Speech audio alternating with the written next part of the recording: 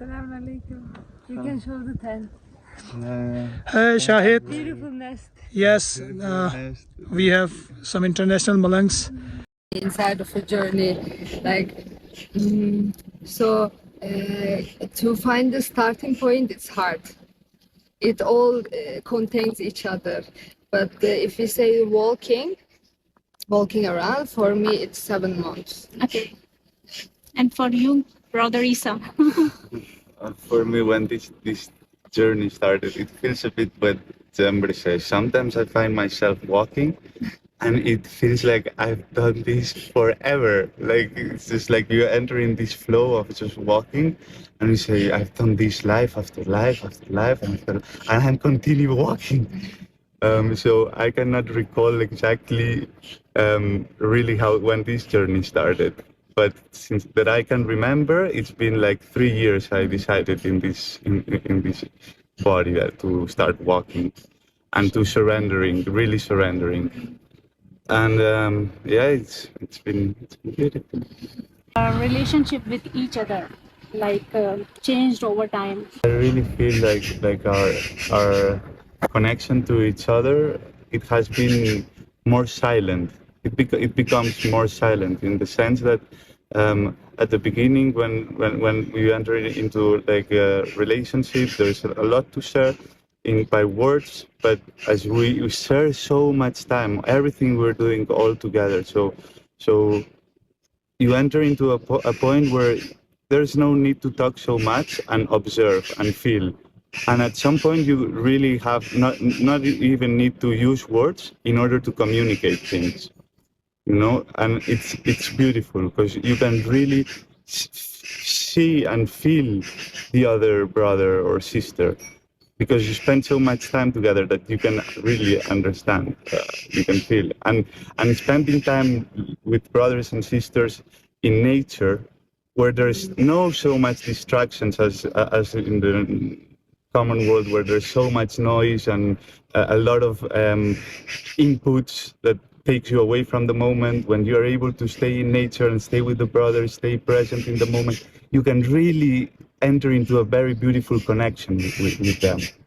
And it's a connection that transcends words. You don't need to talk anymore, you just feel. And it's beautiful to have this connection with brothers and sisters. I wish I could have it with even more brothers and sisters, you know, that we could all lay in communion in this state of awareness where we are really caring and attentive to what the other one needs, to try and create as much harmony as possible. Like we can split, we can separate, we can walk different ways for some time, but we try to maintain the energy together. Because it's we don't talk about it actually. It's just happening for me for 8 months, 7 months.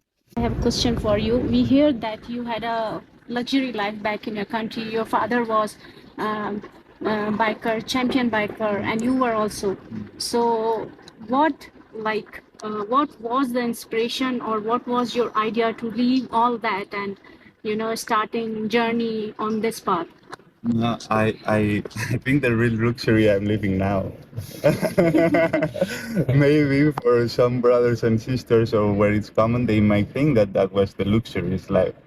But this life now is way more rich, and it's not rich in maybe in material things, but richness in experience.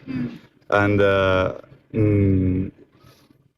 yeah, like really true freedom starts when you have nothing else to lose. And this is the real luxury, to be able to be free of all those concepts and ideas that we should be this way, or we should act this way in order to fit into society, and we should have this certain amount of things, because if not, we are not.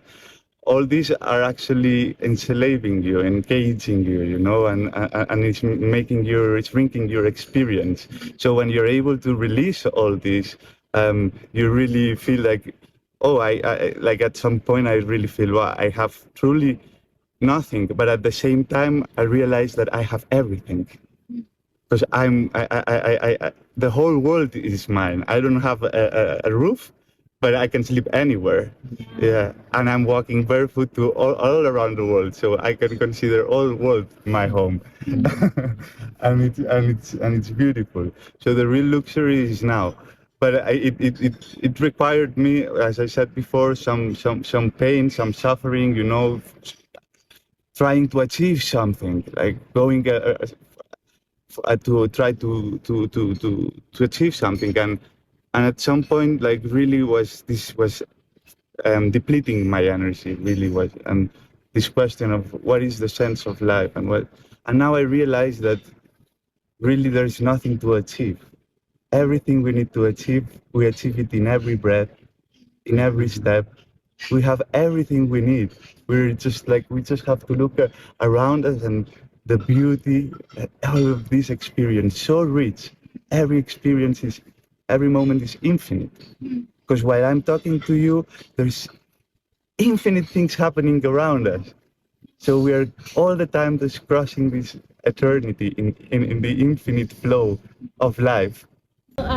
One more question from you, Brother Isa. Like, how do you explain pain, suffering, or what do you think about like being alone? Do you have any fear of being alone? Because you told me like sometime you like walk in a group of 15 people, 9 people, or sometime you are just all alone. So how do you explain this alone or loneliness? Okay, there's two questions. The first one was how I deal with pain and suffering, and we go through hard moments. So the whole practice is to develop this carefree acceptance to every situation that comes. You know, so this is the practice. The practice is to develop your perception in order to accept every situation and not judging it. Like this, when you stop judging, saying this is bad or this is okay or this is painful or this is joyful, when you really are able to, or I prefer this over that, when you're able to just be acceptant to everything, then you don't suffer.